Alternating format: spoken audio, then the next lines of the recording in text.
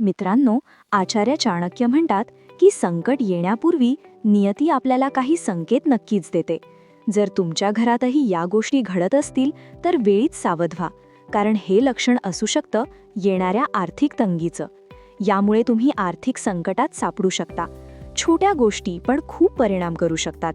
त्यामुळे हा व्हिडिओ पूर्ण बघा आणि यावरील उपाय करून तुम्ही तुमच्या स्थितीत थोडाफार बदल नक्कीच करू शकता. तर ही लक्षणं तुमच्या पण घरी दिसतात का बघा. तुळशीचे रोप सुकणे. घरातील तुळशीचं रोप अचानक सुकू लागलं तर ते येणाऱ्या आर्थिक संकटाचं पहिलं लक्षण मानलं जातं.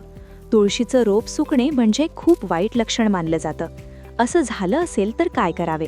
तुळशीची काळजी घ्या, पण जर सर्व प्रयत्न करूनही रोप सुकत असेल तर समजून जा की घरात नकारात्मक ऊर्जा वाढत आहे. दुसरे लक्षण, विनाकारण होणारे कौटुंबिक वाद. ज्या घरात सतत भांडणं, कटकटी आणि कलह असतो तिथे लक्ष्मी कधीच वास करत नाही. जर तुमच्या घरात छोट्या छोट्या गोष्टींवरून मोठे वाद होत असतील तर ते दारिद्र्य येण्याचं लक्षण आहे. त्यासोबतच त्यामुळे तुमच्या परिवाराचे मानसिक स्वास्थ्य पण बिघडतं. यासाठी काय करावे?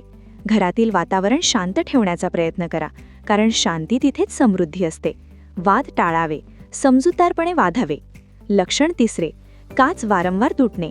घरात काचेच्या वस्तू किंवा आरसा वारंवार फुटणे अशुभ मानले जाते.